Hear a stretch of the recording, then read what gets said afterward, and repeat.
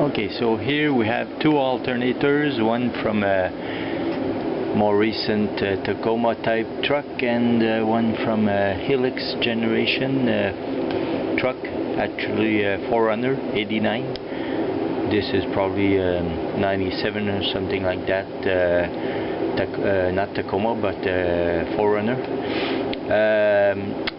So the problem is I couldn't just put this one that came cheap from Kenny Upel into my Helix generation, because the positive is pointing the wrong way and this one would just go against the motor mount. So what I'll do is I'll take all the insides of the recent one, put them in my burnt old one, and see if that works.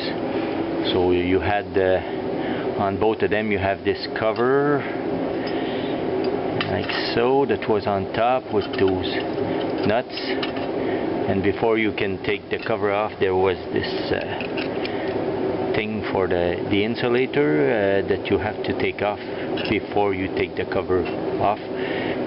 So this pretty simple stuff, so I didn't show that. So well, everything's simple actually. So I unscrewed everything. Here's the old rectifier. So I'm gonna put all this onto this. Oh, and the newer one has this extra screw that this one doesn't have, but I don't think that should change anything. Okay, so I took this here from here. I have a few screws like this.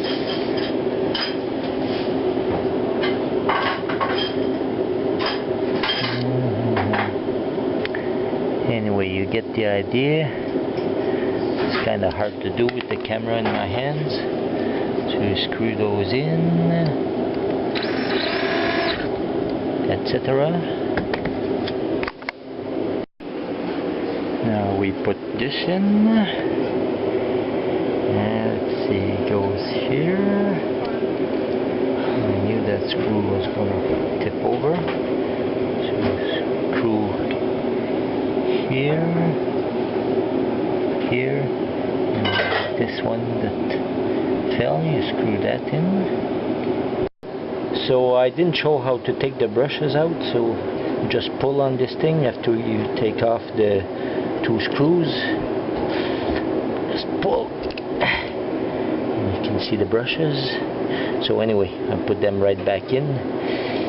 So you can use a screwdriver and push it in. You're blocking my view with the camera, but I'll manage. Okay, there. I think it's in. Yeah. So you put the two screws. Are they the same length? No. Oh, gotta be careful with that. So I guess the long one goes here.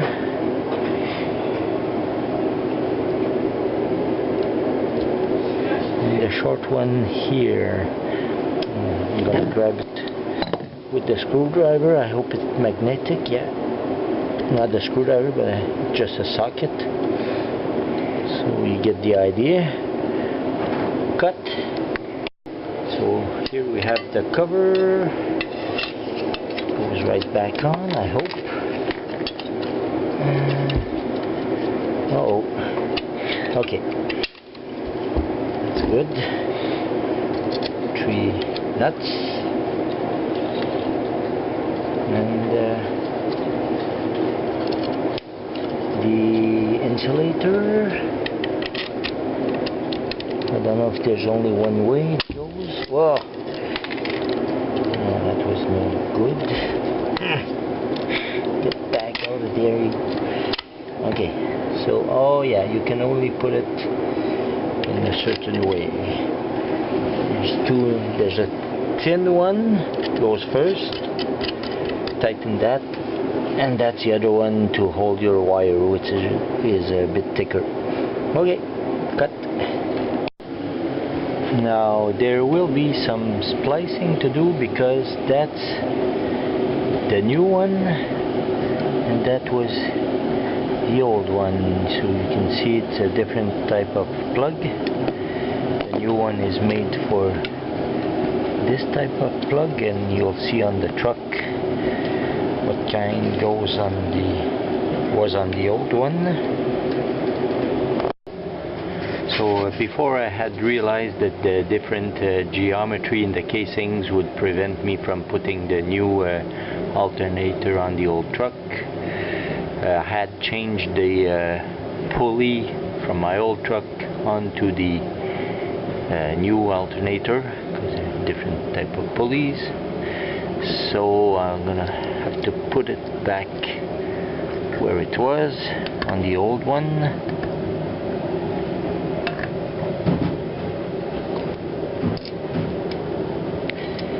So here we have it, the old mixed with the new. Alright, so I finished just in time, sunset at Eastern Daylight Saving Time. I didn't show the installation of the alternator because there's plenty of those videos on YouTube. So let's see. There we go, we'll have the charge light on. Let's hope it goes off.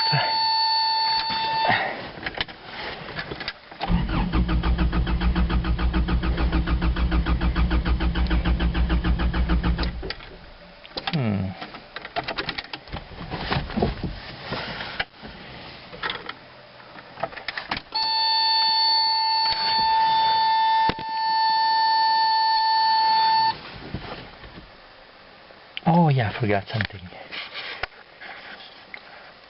I've got a special circuit for my fuel pump here.